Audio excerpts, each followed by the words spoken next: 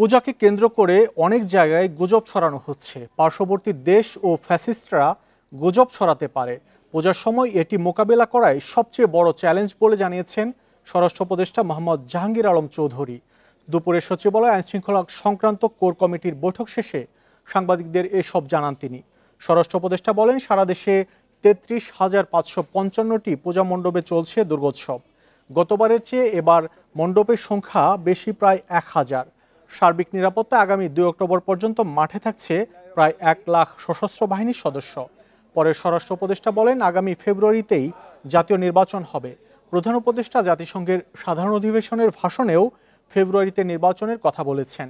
পরে খাগড়াছড়ি প্রসঙ্গে বলেন, পার্বত্য অঞ্চলে যে অস্থিতিশীলতা তৈরি হয়েছে তা নিরসনে সব পক্ষকে নিয়ে পার্বত্য চট্টগ্রাম বিষয়ক উপদেষ্টা সমাধানে কাজ করছেন। দুর্গাপূজাকে কেন্দ্র করে সাম্প্রদায়িক সম্প্রীতি বিনষ্ট করার লক্ষ্যে দুষ্কৃতিকারী ও গুজব সৃষ্টিকারীদের বিরুদ্ধে কঠোর আইনানুগ ব্যবস্থা গ্রহণ করা হবে। আপনারা জানেন অনেক জায়গায় কিন্তু গুজব ছড়ানো হচ্ছে। ওখানে দেখুন মন্দিরের যারা কমিটি প্রধান তারাই বলছে যে বিভিন্ন জায়গায় মানে গুজব ছড়ানো হচ্ছে এবং ওনারা ওই সব জায়গা ভিজিট করে দেখছে যে ওখানে কোনো কিছু হয় নাই, তারপরও গুজব রটানো হচ্ছে। এ নিয়ে আলোচনা করতে আমাদের সাথে যুক্ত হচ্ছেন শাহজালাল বিজ্ঞান ও প্রযুক্তি বিশ্ববিদ্যালয়ের রাজনৈতিক বিজ্ঞান বিভাগের অধ্যাপক ডক্টর মোহাম্মদ নজরুল ইসলাম। জনাব নজরুল ইসলাম, আপনাকে স্বাগত আমাদের এই আয়োজনে। শুরুতেই যে বিষয়টি জানতে যাচ্ছি, স্বরাষ্ট্র উপদেষ্টা বলছেন গুজব ছড়ানো হতে পারে পূজাকে ঘিরে। আসলে এই যে সম্প্রীতি নষ্টের একটি চক্রান্ত বিভিন্ন সময় আমরা বাংলাদেশে দেখে থাকি, এবার আসলে এটি মোকাবেলার জন্য সরকারের যে উদ্যোগ তা আপনার কাছে পর্যাপ্ত মনে হচ্ছে কিনা? না, দেখুন, আমরা জানি যে যে গত বছরের যে 5ই আগস্টের পর থেকেই মানে একটি মহল, বিশেষ করে যারা ফেসিবাদের এজেন্ট এবং পার্শ্ববর্তী একটি দেশ, আপনি জানেন যে তারা সবসময় চেয়েছে অস্থিরতা তৈরি করতে এবং নৈরাজ্য তৈরি করতে। অর্থাৎ ফেসিবাদী যে ব্যবস্থার অবসান হয়েছিল এই জুলাই রেভলিউশনের মাধ্যমে, সেই ব্যবস্থাকে তারা মেনে নিতে পারেনি। এই পতনকে তারা মেনে নিতে পারেনি এবং তারা চেয়েছে সেই ফেসিবাদকে আবার পুনর্বাসন করতে। এবং এক্ষেত্রে পার্শ্ববর্তী একটি দেশ, আপনি জানেন যে সংখ্যালঘু নির্যাতনের নামে তারপরে তারা নানাভাবে প্রোপাগান্ডা করার চেষ্টা করেছে। কাজেই এখন প্রতিটা মুহূর্তই খুব গুরুত্বপূর্ণ এবং পূজার সময় বিশেষভাবে গুরুত্বপূর্ণ, যেহেতু আমাদের যে হিন্দু ভাই বোনেরা এখানে আছেন যে তাদের একটা বড় ধর্মীয় উৎসব।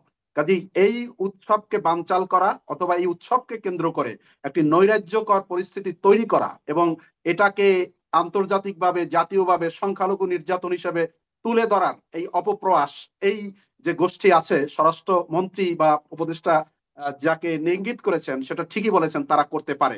তো কাজেই এক্ষেত্রে আমি মনে করি আগের যে কোনো সময়ের তুলনায় এখন সরকারের, আইন শৃঙ্খলা রক্ষাকারী বাহিনীর এবং গোয়েন্দা সংস্থাগুলির ব্যাপক নজরদারি করা দরকার, তাদেরকে সতর্ক হওয়া দরকার। এবং সাথে সাথে আমি বলবো যে শুধু আইন শৃঙ্খলা রক্ষাকারী বাহিনী নয়, যে বাংলাদেশের নাগরিকরা যারা আছেন, হিন্দু এবং মুসলিম উভয় সম্প্রদায়, তাদেরকেও সতর্ক থাকা দরকার। দুষ্কৃতিকারী যারাই হোক তাদেরকে আইনের হাতে তুলে দেওয়া দরকার এবং তারা যাতে এরকমের কোনো নৈরাজ্য তৈরি করতে না পারে সেজন্য সরকারকে কঠোরভাবে ব্যবস্থা গ্রহণ করা দরকার। জনাব নজরুল ইসলাম, আমরা জানি গত বছরের চেয়ে এবার 1,000-এর মতো বেশি মণ্ডপে এবার পূজা উদযাপন হবে। সেক্ষেত্রে সামাজিক যোগাযোগ মাধ্যমে বিভিন্ন অপপ্রচারের আশঙ্কা করছেন স্বরাষ্ট্র উপদেষ্টা এবং বিভিন্ন মহল থেকে ওইটি করা হচ্ছে আশঙ্কা। তো এইসব আশঙ্কা যে করা হচ্ছে, এটি আসলে নিয়ন্ত্রণ কিভাবে সম্ভব বলে মনে করেন? না, আশঙ্কা তো আছেই এবং আশঙ্কা থাকবেই, কিন্তু এক্ষেত্রে নজরদারিটা হচ্ছে গুরুত্বপূর্ণ। আমি মনে করি যে বাংলাদেশের নাগরিকরা যারা আছেন এবং যারা আইন শৃঙ্খলা রক্ষার দায়িত্বে যারা নিয়োজিত সংস্থাগুলি আছেন, তাদেরকে মোর অ্যাক্টিভ হতে হবে, প্রোঅ্যাক্টিভ হতে হবে।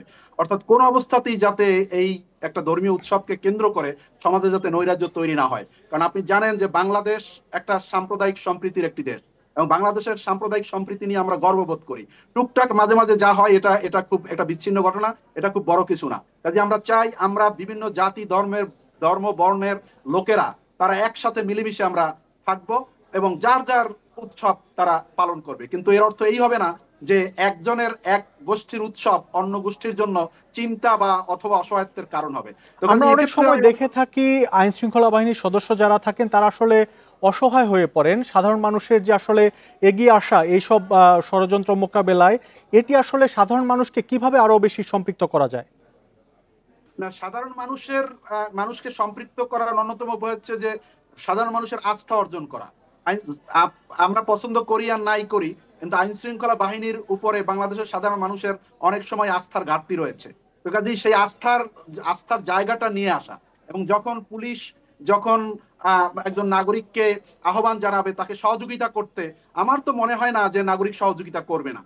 কাজেই এটা কোনো অসুবিধা হবে না। পুলিশ যদি অ্যাক্টিভলি করে এবং প্লে করে, এবং তারা যদি নিরপেক্ষভাবে ভূমিকা পালন করে, সততার সাথে তাদের দায়িত্ব পালন করে, তাহলে আমার মনে হয় না যে নাগরিকরা তারা সহযোগিতা করবে না, বরং বাংলাদেশের মানুষ সহযোগিতা প্রবণ এবং তারা সহযোগিতা করবে। কাজেই active role, honest role, neutral role যদি আইন শৃঙ্খলা বাহিনী করতে পারে, তাহলে সাধারণ মানুষ তাদেরকে সহযোগিতা করবে এবং এর মাধ্যমে তাদেরকে জনাব মোর নজরুল এনগেজ ইসলাম, করা যাবে। আমাদের সাথে যুক্ত হওয়ার জন্য আপনাকে অনেক ধন্যবাদ।